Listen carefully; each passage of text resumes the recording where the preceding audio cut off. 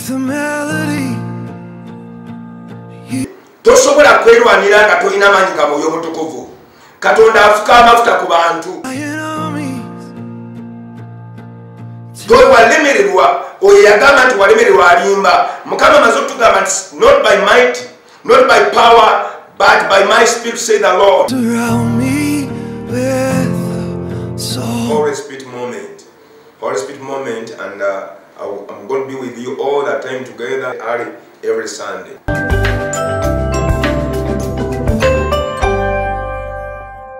Sunday Mukama, we worship you, Jehovah God, we bless your name. Oli mutukuvu, oli w'amaanyi, kabaka w'abakabaka, tewali akwenkana. Oli munene Yesu, ettendo n'ekitiibwa byonna bibyo, obuyinza bwonna bubyo Mukama. Mazima ddala Mukama, you are Elijah, you are the God of Elijah, you are the God of Moses, gwe Katonda wa Eliya. Mukama okuba ekkubo awatali kkubo. Mukama weebale kubanga obukeeseza leero nga bw'amaanyi. Mukama weebale kubanga otuwadde ekyokulya n'ekyokunywa. Mukama weebale kubanga tusigazze ennaku ntono nnyo.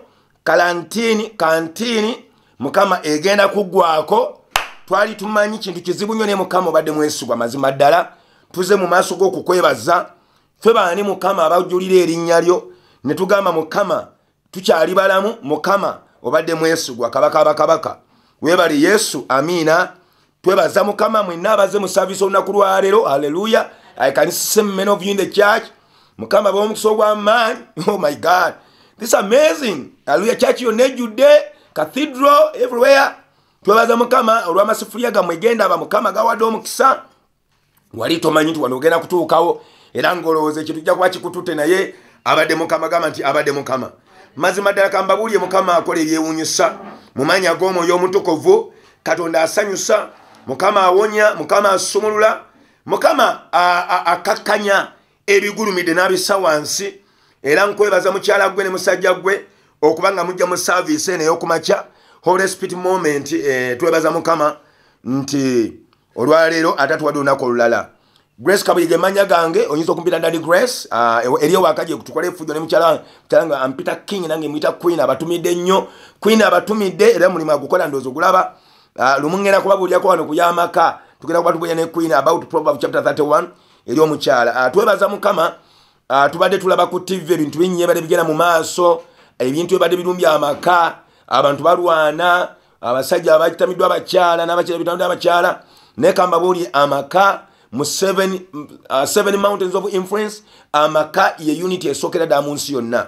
Amaka bwe gaba amanywevu, abanaffe baba nywevu, ensi ebeera nywevu, ekanisa ebeera nywevu. Gamba nti amiina.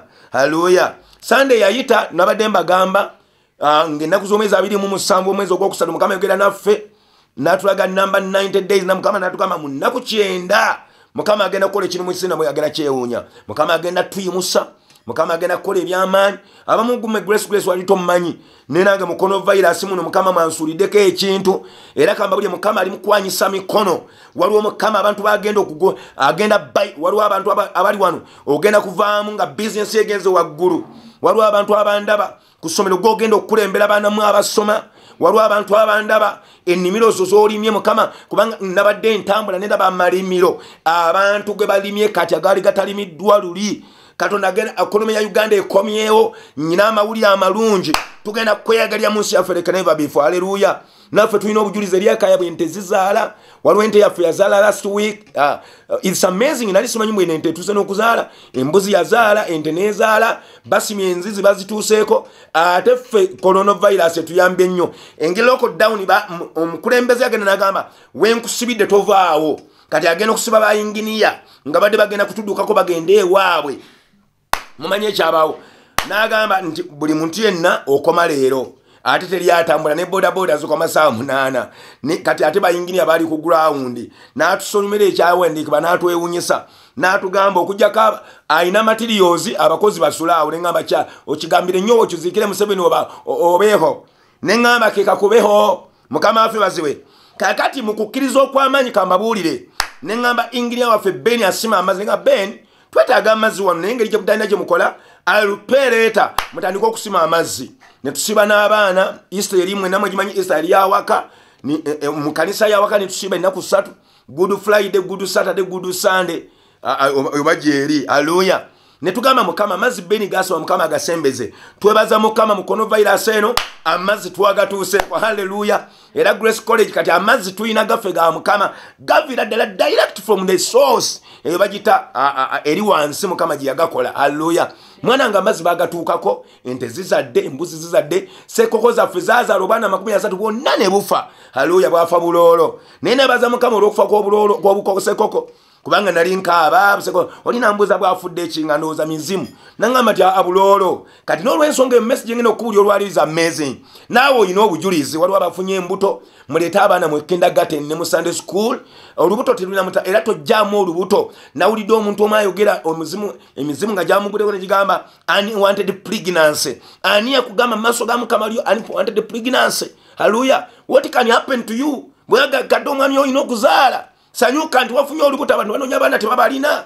Yesu bazibwe siwulira omukazi yenna ajjamu olubuto eno season mbukubanga unwanted simuwulira era kenakulya bakundeetere wano nkwe counseling Mukama affe bazibwe kubanga abantu babeera balina okuzaala luli abantu batesobola kuzaala tuzaale nga China sobole okwenda ne population nene tufuge ensi. The bigger the population the more powerful we become. Oh my God, that's amazing. Obaka bwa leo is very simple. God is good. Hallelujah. Kakati ogenda gamba Pastor Grace kati awunze abulugana munaku zaffe 9 leero tunakunakula kunaku 37 twakasiba ennaku 37 nga tetulya mmere nga tusiba Katonda nga tusibira obulamu bwo tusibira Uganda n'ensi yonna. Ffe tetusibira Uganda yokka Mukama nze Mukama yampitira nsi yonna kubanga Bayibuli gamba mugende mu nsi yonna mubulire enjiri era njala business efuke international njala ebirowoozo bifuke international njala gwe musawo gwe otegede you can work in Italy kati Italy betaaga ba doctors ne ba nurses mugende mukole naye tolowooza nti yo Italy yo tulina okukoma we Uganda tukomyewo ekiweebwayo n'ekimu ekikumi tuzimbe family zaffe. Lastly mu bintu byetuyizemu eno coronavirus is one of the things we have learned.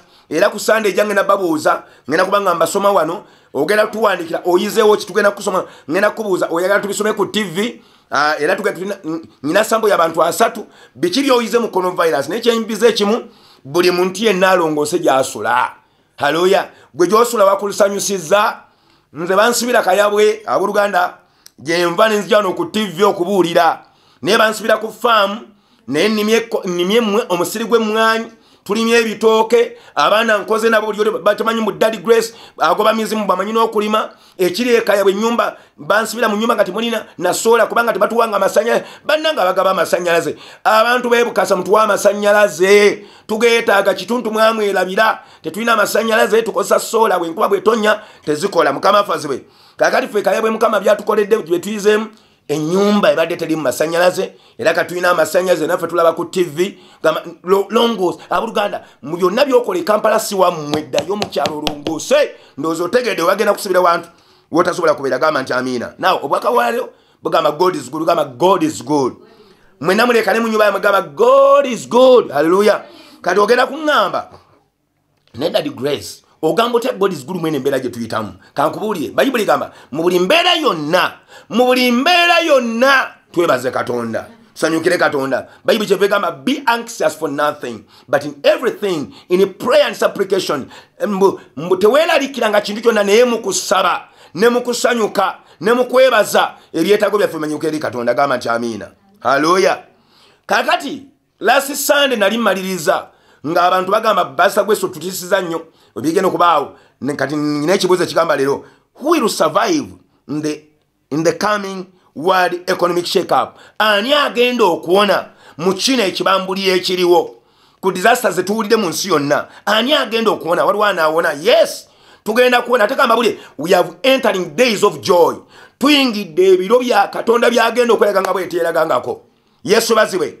Hallelujah. Disasters, trials, wagenda kubawo disasters, trials, ebintu by'amaanyi nnyo. Yesu bazibwe era ngenda kubulya Mukama byayogedde nange. Ab'Oluganda ffe tuli mu kunoonya Mukama obuli twabuvaako ate bakodome wakati bagamba nti muwala we bamuzeeyo nti musoma yava kubulira ebimu mbituukiriza naye kambabulye tunoonye Katonda atandika okwogera naffe. Mukama twadde obubaka obwewuunyisa ebigenda okubawo Mukama bitulaze ne solution yabyo. Kati nabbi w'obulimba yenna yatiisatiisa nga takuba solution. Omusomesa omubi yatiisatiisa abaana ntababwe yabawa ebibuuzo ne babigwa natabawa collection. Ye Katonda waffe bw'akuba atakola ki? Awumba. Mukama waffe bazibwe. Hallelujah. Now you are going to be writing with me point number 1. God is putting a line of separation between my people and the other people. Katonda agenda kuba line eyawula eri abantu be n'abatali bantu be. Katonda agenda kutwawulira ddala. Omuntu atalina Mukama eno season tagenda kuwona. Era abooluganda kambabuulire abatalina Katonda mu mitima gyammwe mugenda kubaawo mutya. Obugagga tebukyagasa, emmundu tezikyagasa, ebitiibwa tebikyagasa, n'abakulembeze kati ffenna tukankana. Yesu bazibwe ekitegeeza ekigenda okuyamba omuntu okubaawo. Waliwo we nalinda ba TV Masaka, omusajja mbu yagenda n'akoma mu kalantini nga bamugalidde ne famire ye, bamusangayo wadde omugwange emmere alaba egenda kuggwawo olwokuba talina njiri eno gye mbuulira. Oluganda emmere oba egenda kuggwawo Mukama agenda gabirira. Haleluya. Ku Sunday jangenda babuli amanya ga Mukama. One of the names of God is Jehovah Jailer, the Lord my provider. Sunday jawete kebera ne pen era family za mwe musungani ngenda kusomesa amanya ga Katonda agakola ebyamaanyi gogenda okumuyita. Abuluganda nze neewuunya nali mpita mu kibuga ennaku ezo omuntu omunagamba Daddy Grace ne magamaga mu bantu bonna kubanga amanya erinnya lyange. Yesu bazibwe omanyi nali musomesa nga sina before I came to a ministry nali teacher naye baali bampitanga Uncle Grace. Lumu nali nyiraje ngenze gula bikuta byante nempuli omuntu nga mpita Master Grace nengaba kunsiku nanya mpita Master natya nnyo kubanga omuntu amanyi kusane ngenda kubulya amanya goyita Mukama n'akankana. Mukama ina majjange Jehova Jailer, Jehova Nisi ngenda kuba mbikubulya ku Sunday. Mukama biki byayogera osobola okubitegeera omanye mu buli mbeera yonna linnya ki pesa kiri onyinga ku Katonda. Gamba nti amina. Naye sigambe nti bw'otamuyita mwaga amanya tawulira. Amanya gonna goyita Mukama akola atya? Awulira. Gamba nti Mukama awulira. Yogera n'amanyi gamba Mukama awulira. Mukama affe bazibwe. Kati tugende ffenna mu Kuva essula 8 mwengenda okubuulira n'essula 9 ne 10 then mbasiibule ku Sunday olwaliro osobola okugenda mu services endala nga bulijjo bwe tukola naye tegeka ekiweebwayo n'ekimu eky'ekkumi mugenda kukiweereza kwezi ennamba ze mulaba. Bulugana teri TV program ya bwereere. Abakozi ba TV tebalya computer balya sente n'abalina families. Gyova olaba abawaayo ku TV mwebale nnyo mutuganya okubeera ku mikutu gino ne tubusabira abantu bonna ne bawonyezebwa. Haleluya. Abasabi mwebale nnyo naye ate sente kikulu nnyo. Abulugana twebaza Mukama olw'abantu abawaayo muweereze ekimu eky'ekkumi kyammwe muweereze ekiweebwayo muweereze ensigo zammwe eza TV sobole okubulya enjiri mu nsi yonna eno TV ebuna Uganda yonna. Mutabani wange we Sudan yangamba nakulaba Daddy. Abuluganda muweereze ebiweebwayo byammwe siga mu TV Mukama agenda kuwa omukisa. Yesu yabazibwe gamba nti amina. Haleluya. Now point number one Katonda yagambye yasazeewo nga bulijjo bw'akikola. Katonda ateekawo layini. Katonda ateekawo akabonero akaawula eri abantu be n'abatali bantu be. Eyo Oluzungu egamba God is putting a line of separation between my people and the other people. Oyina okukitegeera mu Bayibuli nga bwe ngenda okusomera okuva essula 8 olunyolo 23 Katonda alina abantu be ssebo. Obuweereza bwaffe bawita my people. Nagenda mu America omuntu omu n'aŋŋamba Pastor Grace is the senior pastor of his people. I don't pastor his people. I pastor my people. Mukama takuyita his people. Akuyita my people. My daughter. My son. My wife. Hallelujah. Musajja gwe mukazi gwe komite ku manyogama my wife give me some water. Mukati wange akankana na afukamira. Wena telebekala muita mama Tendo, mama Prosi, mama Nakabuye, mama Lopeyoko. Muita kwe kulinya my wife. Hallelujah. Mukama my people. Nafutu muita my God. Chokola bwe woko nga my God. Bo muita my God asanyuka. Hallelujah. Kali mena muulirize okuva essula 8 onyola 23 lugamba bwe luti hallelujah. I will make a difference. Ngenda kola enjawulo between my people eri abantu bange and your people eri abantu bo. Tomorrow this sign shall be. Bino ebigambo Mukama ali abigamba Farao. Mukama ali agamba Farao yali agamba coronavirus ta abantu bange, yali agamba obwavu ta abantu bange, yali agamba effujjo lya corruption ta abantu bange. Bayibuli gamba Farao n'akakanyala. Mukama n'agamba Musa genda ogambe Farao nze Katonda gwolaba ngenda kwakola line. I'm going to make a distinction. Ngenda kukola wenjawulo eri abantu bange n'abantu ba Farao. Yesu yebazibwe abantu ba Mukama bebaliwa be baana ba Isirayiri mwe n'abandaba ffe tuli Bayudaaya olw'omusaayi gwa Mukama waffe Yesu. Kali bw'otatambulira mu mwoyo oyinza obitabitegeera. Bayibuli egamba eby'omwoyo bitegeerwa ba mwoyo. Naawe ndaba bw'oba walokose ku Sande luli wamu nange naawe wafuuse mu Yudaaya. Abayudaaya be baana ba Katonda ly'eggwanga lyereeroboza era Bayibuli egamba we are holy priesthood. Tuli eggwanga ery'abakabona abatuufu abatuukirivu. Haleluya. Bayibuli egamba Katonda atufudde bakabaka. He has made us kings and priests. Atufudde bakabaka era baki bakabona. Gamba nti ndi kabaka, gamba nti ndi kabona. Bw'ona ayogera ebigambo ebyo ogenda kulya nga kabaka, ogenda kubeerawo nga kabona. Mukama waffe aziwe. Nze sijjukirayo omuntu yali mwavu nga Grace Kabenzi. Nali musajja mwavu nnyo kubanga nali sibitegeera bye njogera. Okusobola nategeera nti I am my people, ndi muntu wa Katonda. Haleluya. Abooluganda mu kino ekiriwo mu nsi Mukama agambye abalanga bakaaba ffe tetugenda kukaaba. Agamba amiina. Abalanga tebasoma abo bagenda kusoma kubanga Mukama agenda kwawula abayita erinnya lya Katonda n'abataliyita. Abooluganda ye Mukama bw'atatwawula mu batali baana ba Katonda olw'anaayawulaani. Yesu yebazibwe. Olaba nange ng'omuzadde Mukama afaziwe bwe mbeera mu kibuga nga ntambula n'abaana bange mbafaako okusinga abantu bensanga nti abalamba wa 10 abaana bange mbawa yogati. Ekitegera Katonda alina abaana be abayita my people. Mukama yagambye Falaawo nti Falaawo listen to me. Abakatwegattako my Grace Kabi is my name. My people worship center ejensumbe Entebbe era tubaliniza oluvano mu program tubalinze Entebbe service etandika sawa 4 mpaka sawa 8. Mukama akola ebyamanyi Entebbe wali. Mukama akoze ebyekisa. Haleluya. Tuli ku mutwe ogamba Katonda mulungi. God is good. Mwana gwe kankubuli sibalimba Yesu mulungi simanyi kyoyitamu naye Yesu mulungi. Mukama afe bazibwe. Bayibuli egambye Falaawo bwe yagaana okuta abaana ba Isirayiri. Falaawo Mukama n'amugamba ebigambo bino. Haleluya. I will make a difference between my people and between my people and your people. Ngenda kukola wenjawulo eri abantu bange era gwe genda mwenna abakola mwegendereza abalokole baba banjawulo. Yesu bazibwe. Omuntu omulokole waliwo omuntu namulaga abaana bange ne Daddy Grace abaana go bazana nga nti zembazala nga yuluko yanga ne mugamba of course I'm my people. My people mwana wange no bamukazi nkanga yina ba beautiful nga yanga. Haleluya. Kubanga abatayina Katonda mbabulya olwali obwotaloka kugenda kuwangato kubanga bonalokoka business egenda kwange yagudwa mu nzabalala amaka kugenda kwa uliba mugabalala. Yesu bazwe essomero ligenda kwa liba muli abalala obulamu bugenda kwera debt free. Yesu gamba ati amina. Yesu bazwe point number 2 sobolo kwangu ya nnyo mangu nnyo. Hallelujah. Hallelujah. By the way tubaza Mukama Tuesday ngenda kusoma ezi 5 mwena mukimanyi lock up lwegenda okugwa bakita lock up oba quarantine whatever it is nakiwulyanga eri muntu egitulundira ente ziri mu quarantine enyamewe yeyongedde beka naffe twafuuse nti tuli mu quarantine. Mukama afazibwe kali kangobalye ku Tuesday mawulire malungi omukulembeze agenda tuta.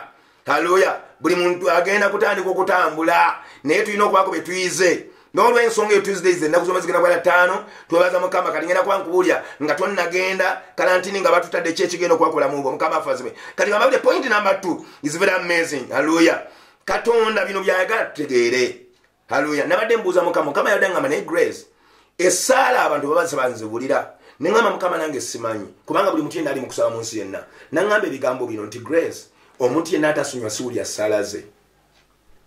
Mukyala gwe kankubulye sonyiwa bbaawo nsajja kankubulye sonyiwa mukyalawo kamba buli Bayibuli egamba mu Makko essula 11 yeewuunyisa mbu buli kyonna kye munaasaba mu linnya lyange kibaweereddwa.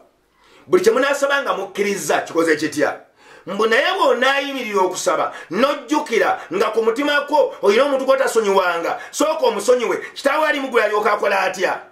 Ekitegeeza mu karantini muno mwaliwo essaala ezimu zibadde zikoona ne zikomawo kubanga abantu baagala kusonyiwa mukyekuba emigongo mwene essaawa. Abooluganda eno essaawa si yakwekuba migongo, eno ssaawa si yakukyawagana, eno ssaawa yakusonyiwagana kutambulira mu butuukirivu. Lwaki tusonyiwa baana bo?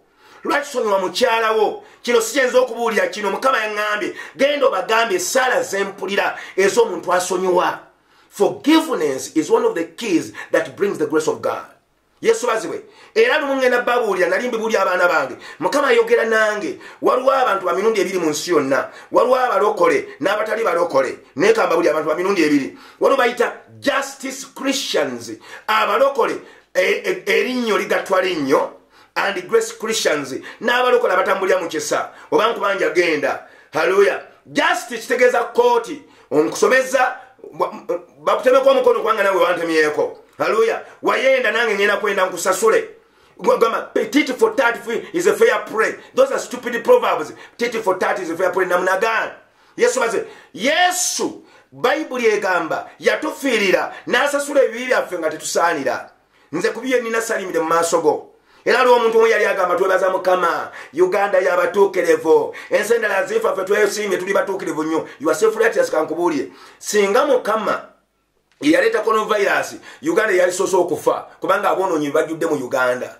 ne Yesu olw'okubajjudde ekisa awulira essala zaffe our God is the God of grace Mukama tatubulya misango bwe tugikoze takutwala mu kooti n'agamba bigukusinga wadde kompyuta olina ogisasula kamba buli kye bayita forgiveness Bible egamba olw'omusajja yali abanjibwa ssente Mukama we n'amutunulira nga tazisobola n'amugamba mpa ssente nkubanja miliyoni bisatu kubanga obadde manager wange n'amugamba zisasule bw'otazisasula olina ebintu bibiri okusasula miliyoni bisatu akatugambe miliyoni 10 bwe zikulema bakusibe mu kkomera haleluya gwe ngenda kutunda gwe ne mukyalawo n'abaana bo okutuusa sente we ziri ggwayo Bible ligamba omusajja n'agwa mu maaso ga Mukama we n'amugamba nsaasira taata Mukama taata nsaasira ntonsiba sirina ssente naye kankole mpola Bible ligamba omusajja yali agenda omusiba n'amukwatirwa ekisa n'amukola ki n'amusonyiwa n'agamba nkusonyiye ne ssente ogenda zisasula yali afuluma Bible ligamba n'addayo awaka ne bakola embaga mukyala babadde teyebaka n'omwami ne basanyuka amabanja gagenze omwegagga atusonyiye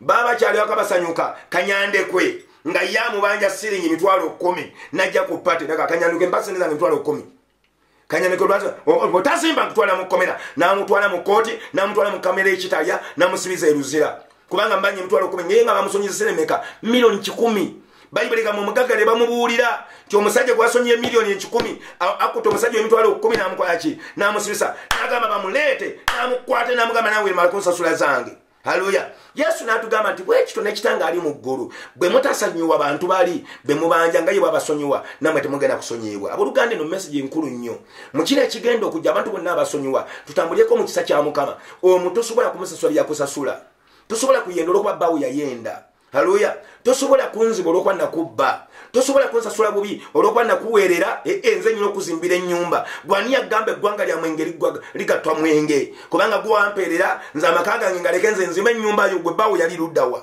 Yesu bazibe abooluganda we must forgive let us move in the area of forgive Bible gabo munanyira okusaba musoke musonyiwe Yesu bazibe kakati mukusonyiwa kuno Mukama yabadde ayogera nange amabanja kyekimu kubiresa abantu okukaaba mu coronavirus nabadde mpulya buli simu evuga President Museveni olaba ne Minsa Mulamba yagamba President Museveni yali ababuuza bana sibimazeeyo ngenda baga waliwo kye neerabidde Minisa omanyi okyaga President amabanja togogeddeko tufa amabanja olya gaaki Yesu bazibe gwobadde okimanya amabanja ge tulya bwe mbadde waka mu coronavirus ng'amabanja gamu nali sina kugalya kubanga okompitinga ne neighborwo abooluganda omwoyo gw'amabanja muzimu Bible egamba tunaawola amabanja tunaawola amawanga tetukolenga tutya mukyala gwekendeza ku mabanja nze nebaza Mukama buli kyetukola ku Grace College buli kyetukola mu My People ku Champion School kyetukola ekayabwe kyetukola waffe mu My People Worship Center Entebbe we are debt free ffe tetulina tubanja era abuluganda nze simanyi banka bwewola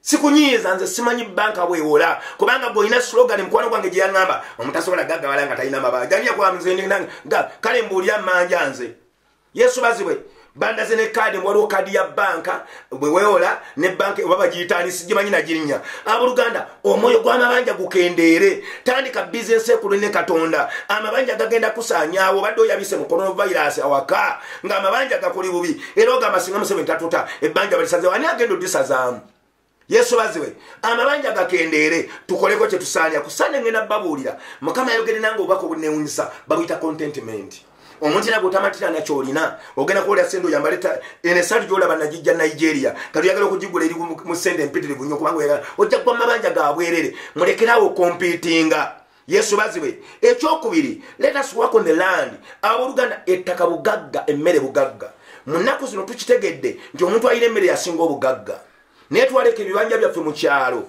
twaleka ebibanja byaffe kati abapakasi badde babikolako ebimu biriko miyembe. Let us dig our land. Yesu bazibe. Ekyokusatu, family time. Family zaffe tutegedde nti omuntu yenna ne bw'oliddukirawa omaliza bakomezaawo mu family yo. Yesu bazibe. Therefore God is good. Nga ngenda kumaliza with God is good. Kambabuulire. Katonda asobola okwawulira ddala abantu mu bantu abalala. Point number 3 is very amazing. God Katonda yayawula abantu be nga enzige ze mulaba mu Uganda ne mu Bible mwezi kanzu kusomere ziri mu kusoda 21 okuva 8 21 enzige mweziri kanzi balage nti ne Farawo za mulumbako. Haleluya. Mukama n'agamba Musa, genda ogambe Farawo ate abantu bange bw'anaagaana all else I'll not ibwatata abantu bange kugenda. I'll send swarms of locusts ngenda kuweereza ebibinja by'enzige on you jemuli n'abaddu bo n'abantu bo. Yesu bazibe. The house of the Egyptians shall be full of the swarm of the locusts. Enyumba z'aba Misiri ngenda zijjuza enzige. Mwena mulire ekyabaawo. And in that day I'll set apart the land of Goshen in which my people dwell. Naye kwolwo olunaku abantu bange gye babeera enzige tezigenda kugendayo. Era nze kamabuli enzige ewange kufa mu tesobola na kujja tezisobola. Haleluya. Sogeza malala bannange tulina okwesiga Katonda gwe twaweereza. Bayibuli egamba Mukama n'agamba Farawo enzige zigenda balumba naye wange mu baana bange Mukama agenda bawula. Katonda olaba yatuwonye abaana ba Isirayiri. Bayibuli egamba mbu Abamisiri nga bakaaba Abayisirayiri nga baseka. Nawe kye kigenda okubaako kubanga oli mwana wa Mukama. Nga mmaliriza ekisembayo tugenda kuwona tutya ku Sunday ejja temwerabira tulina Holy Communion. Mwena mumpulirize ku Sunday ejja tulina Holy Communion ku makya. Ogenda kwata ekikopo ne family yonna yonna mukwata omugaati mugenda gulayo soda bwemate mwina soda mugenda kufuna amazzi. Ku Sunday ejja tugenda kukola Holy Communion temwerabira.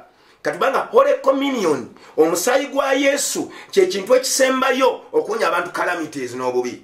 Lastly, Bible egamba the blood of the lamb saves my people.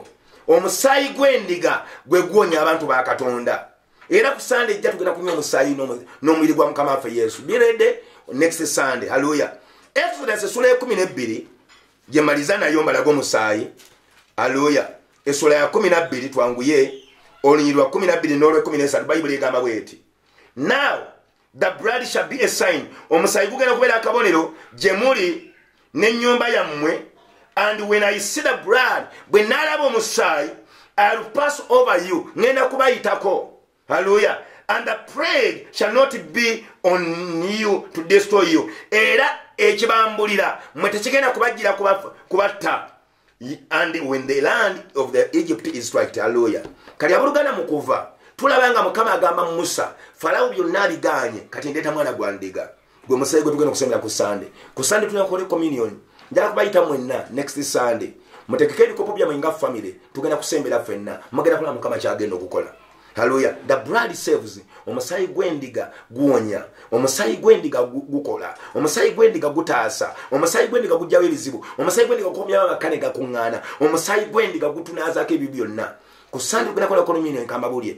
Mufuna ebikopo byammwe ne mufuna soda katono nnyo. Tetunya tukukuta katono nnyo. Mugenda kufuna n'omugaati tugusalemu. So tugenda kuba tusembera ku next Sunday. Gamba nti amiina. Hallelujah. Abooluganda ani agenda okuwona kino ekijja? Gamba God is good.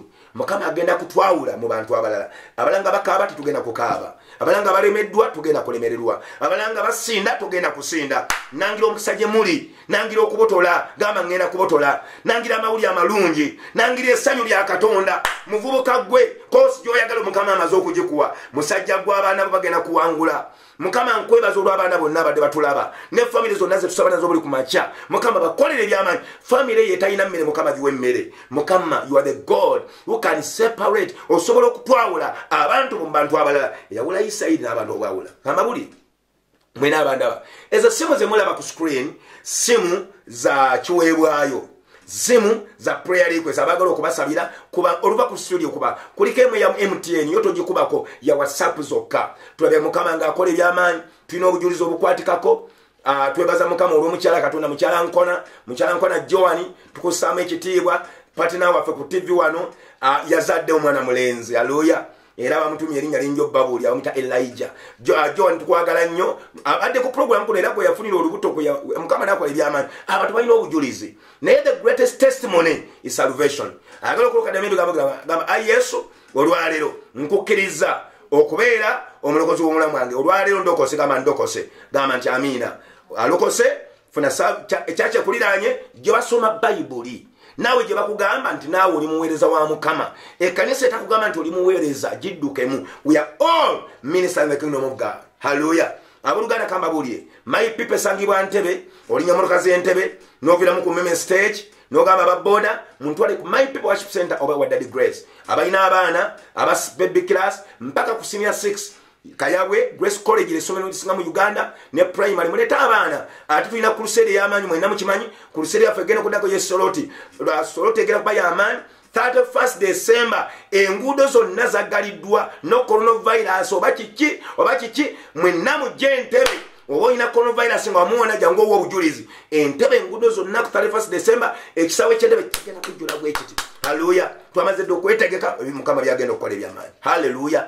Olowooza tubagala nnyo kankusabire omukisa gwa Katonda okulaakulane ogaggawale wiiki ne babeerera ennungi mukama bakulaakulanye buli akuta ekiweebwayo kiwanike nsabidde ekiweebwayo kyammwe omukisa nsabidde ensigo y'omukisa bayibuli egamba mukama aw'omuli emmere n'omusiza ensigo ekitamala ebira nsigo gy'okoma okusiga mukama akugaziya tubaagala nnyo mukama b'omukiso gw'amaanyi. See you next Sunday. Bye bye.